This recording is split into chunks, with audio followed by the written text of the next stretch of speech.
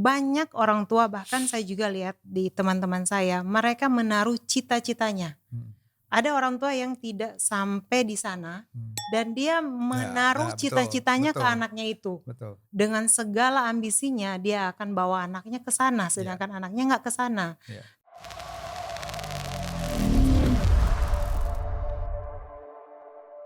Oke, hari ini kita mau ngomong. Kita kedatangan tamu lagi hari ini. Kemarin kan GB tuh, 2 episode. Iya, gue mau bilang kita mau ngomong ada tamu gitu. Oh, langsung main topik-topik aja. Cuman pembukaannya seperti itu. Oh, gitu. iya. Hari ini kita mau ngomong bahwa kita ada kedatangan tamu. Oh, Ingrid. Sedap. Karena nggak kena.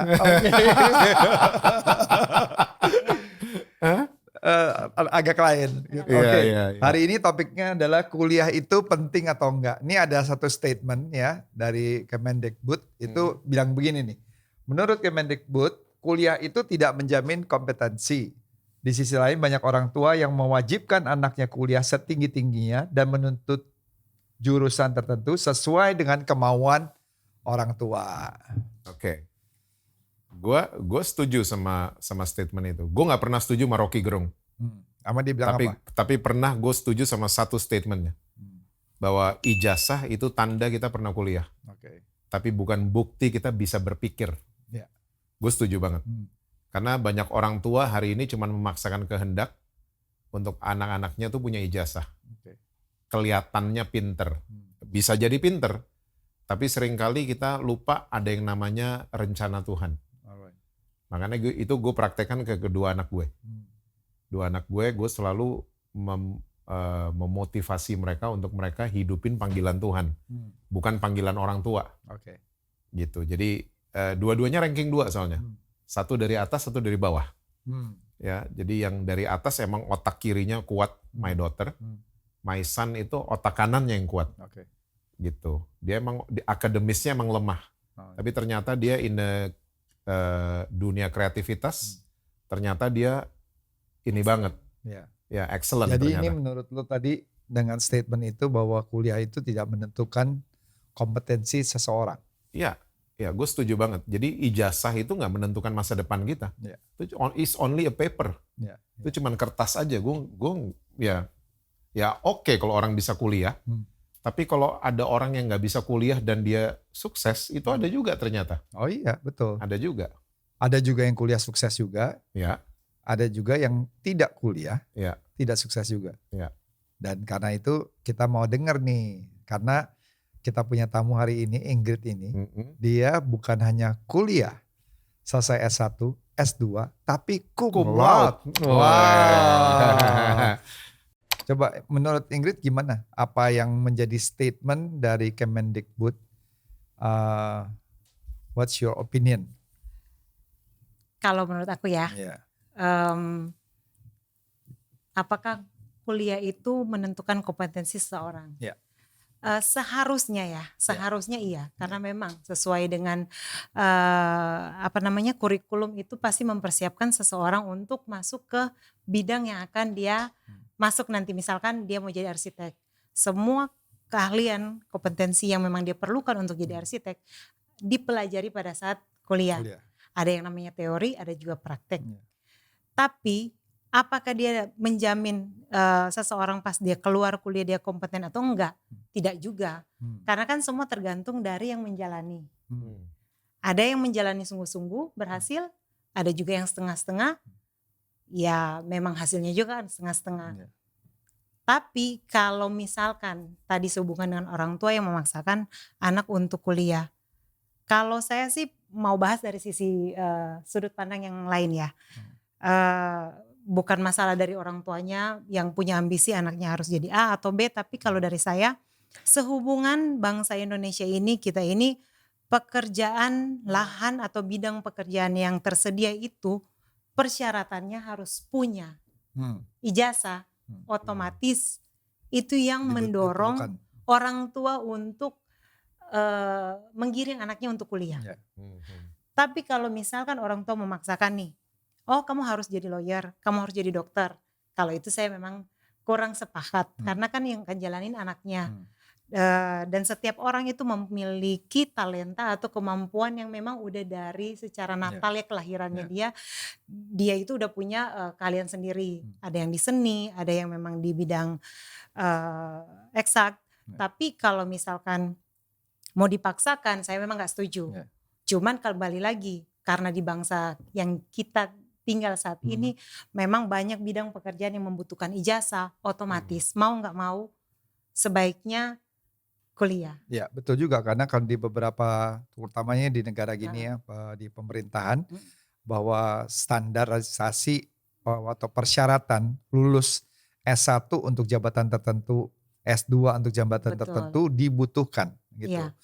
Walaupun itu belum tentu menjamin kompetensinya. Betul Bahkan kadang-kadang ya mereka nggak lihat kompetensinya dulu. Cuman kadang-kadang you need to graduate for S1 atau S2. Dan juga basically di corporation juga sama. Benar sekali. Ya swasta corporation itu bahwa lulusan itu penting untuk bisa naik sebuah jabatan.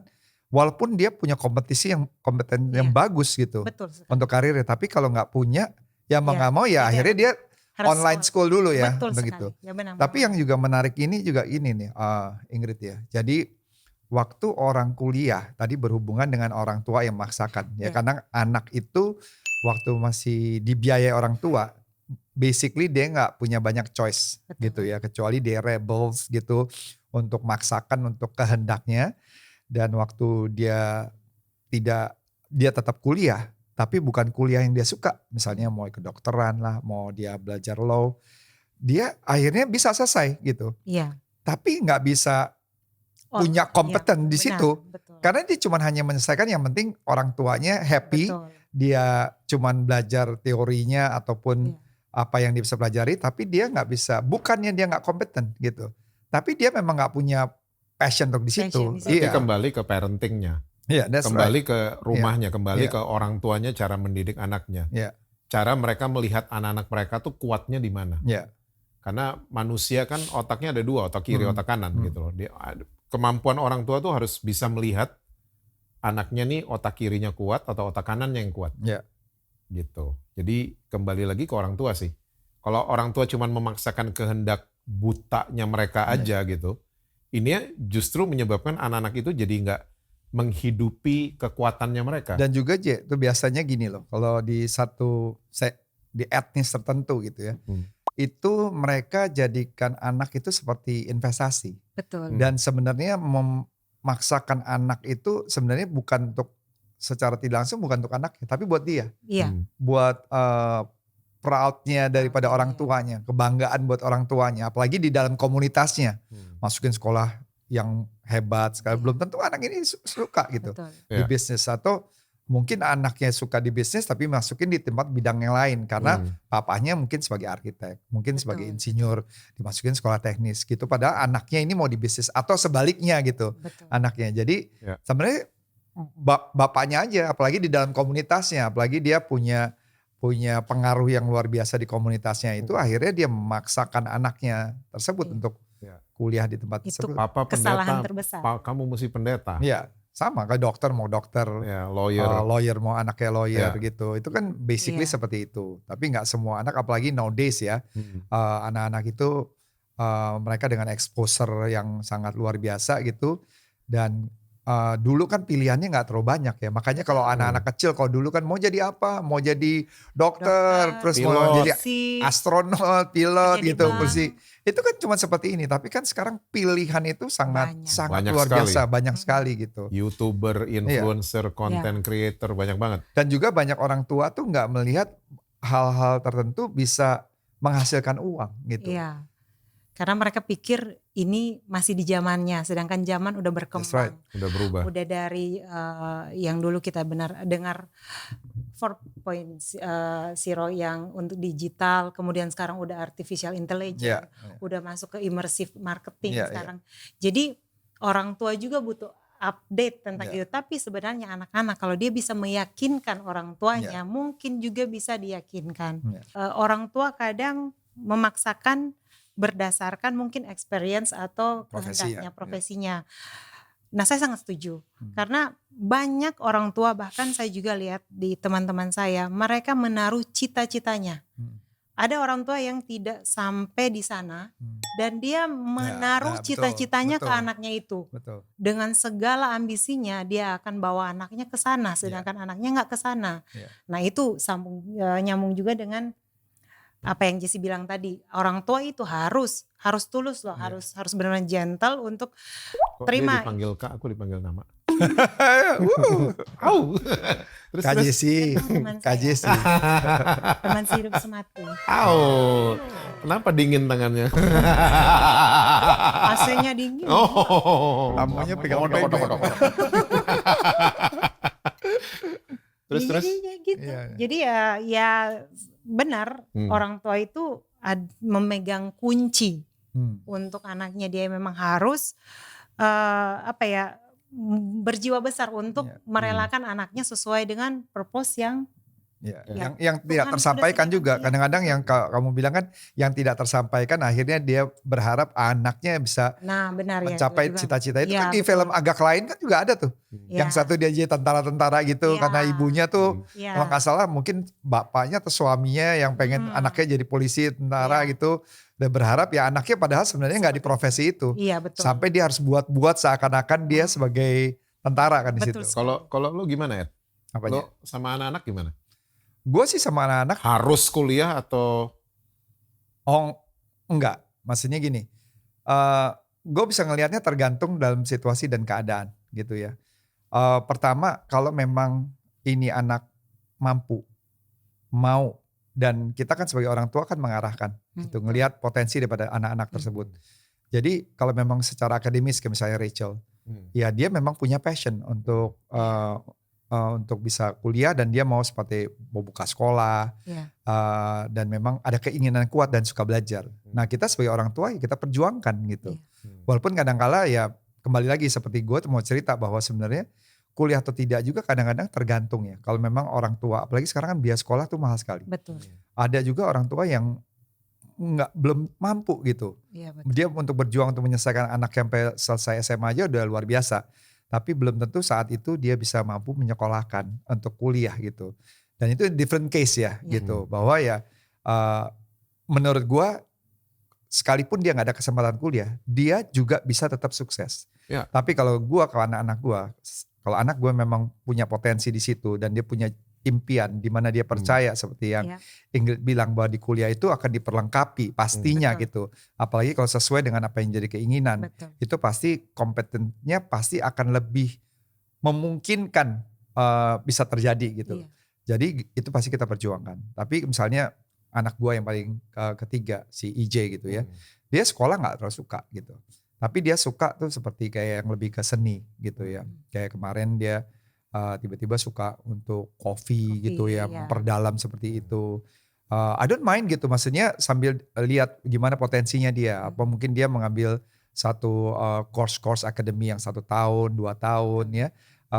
Buat gua nggak satu jaminan bahwa harus dapat S1, harus dapat S2.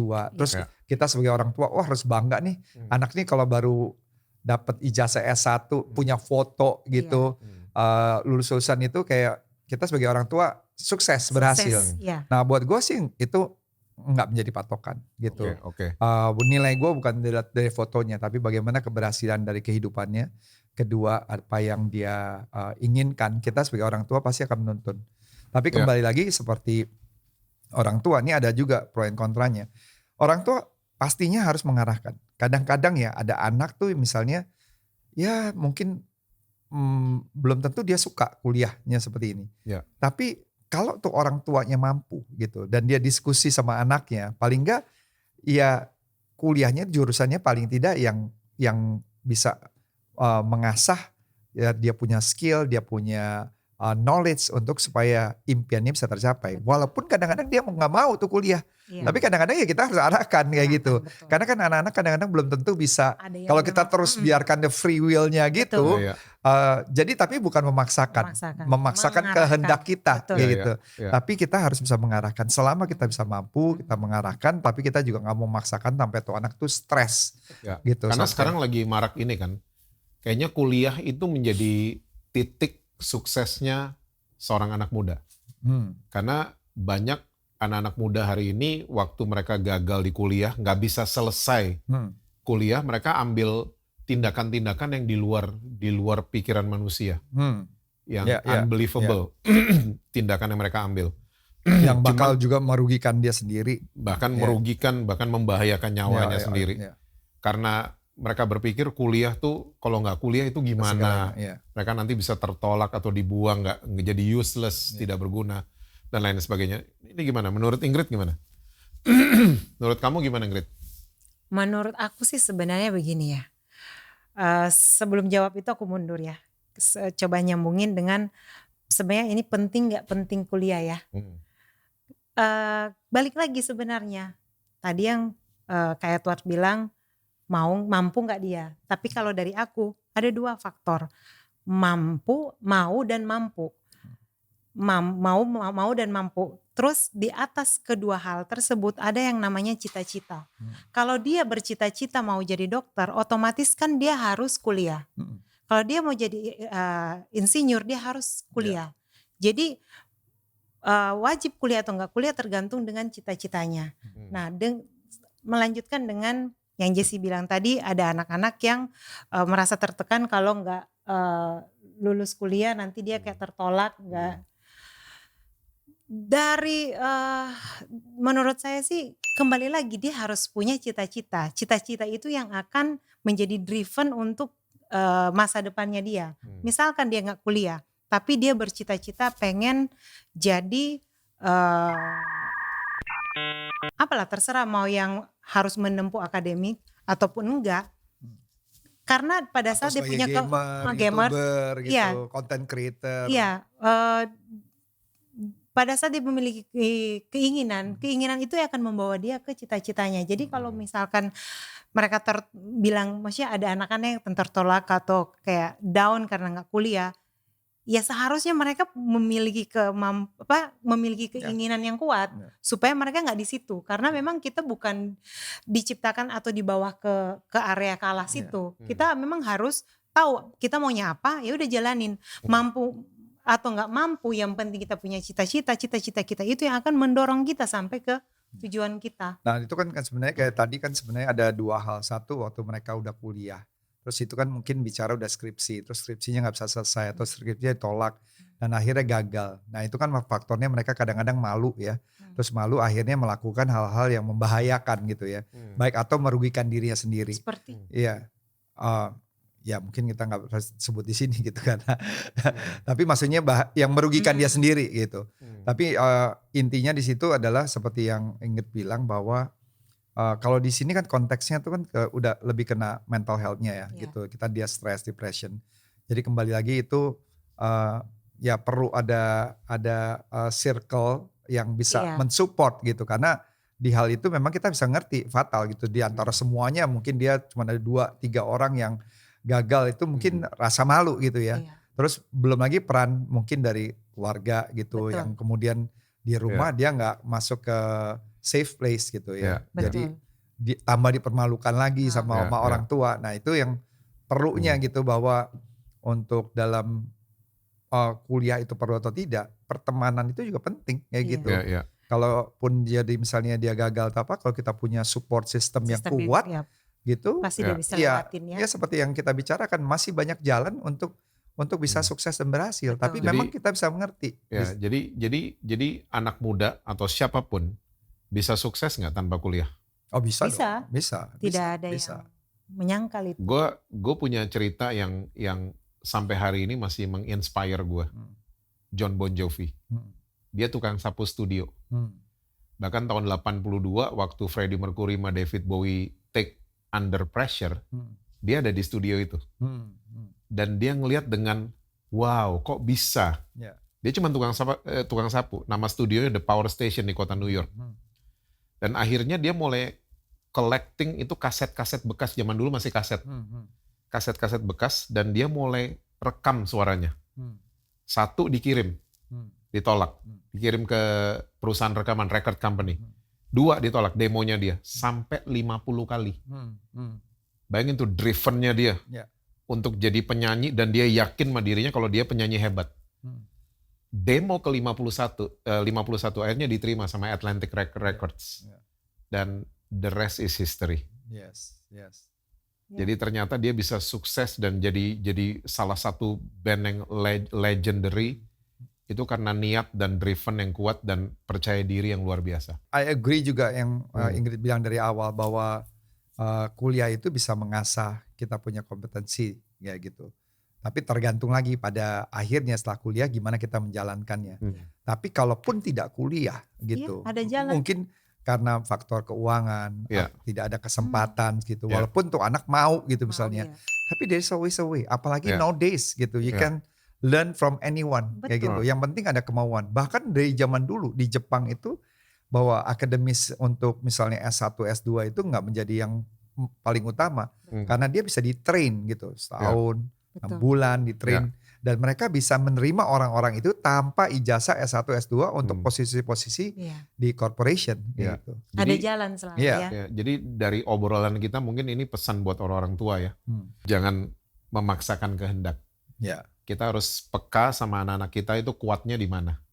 Gitu. Jangan kayak mental tahu beres cuman mau nitipin anak selalu di misalnya di sekolah dan lain sebagainya. Karena gue punya prinsip gue pribadi.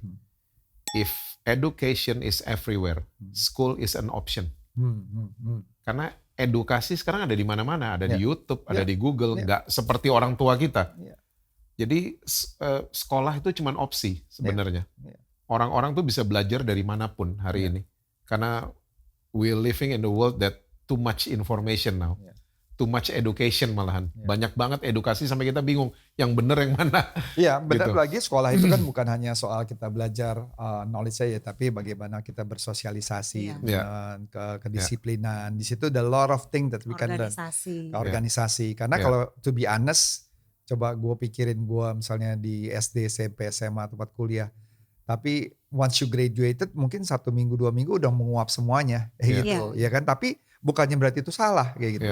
Tapi we learn a lot of things gitu.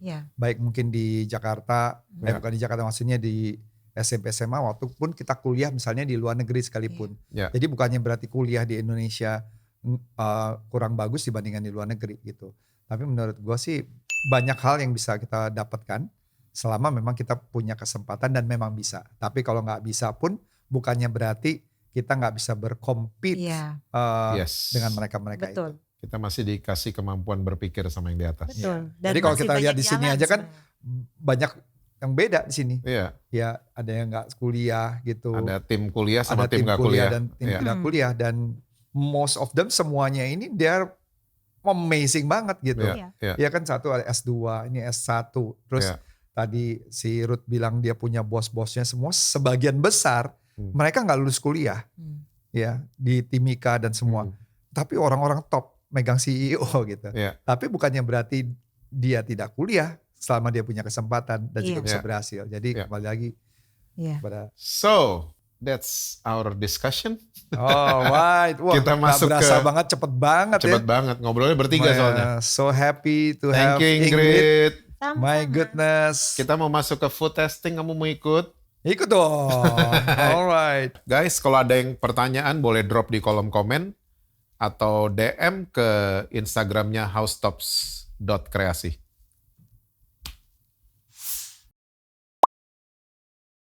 Food testing. Apa ini Ingrid? Ini kayaknya noodles. Shin Ramyun. Shin Ramyun. Jepang. Korea. Oh. Di Korea. Kalau denger ramen kenapa gue Jepang banget ya? Ini Korea. Korea. Ini yang selalu bikin para pencinta drama Korea tuh abis nonton Korea harus makan. Karena di dalam film Korea itu pasti ada lagi makan. Iya, pasti ada pas mereka habis kerja atau pas lagi nonton gitu juga ikut langsung main makan. Jadi kita makannya kapan nih? Nonton Korea. Kan gue bilang habis nonton film Korea, Queen of Tears, Queen of Tears gitu jadi langsung makan gitu. Cobain ya. Terus nggak? Kalau makan harus gini nih, bunyi. Iya. Bisa nggak? Kalau Korea harus gitu. Nah.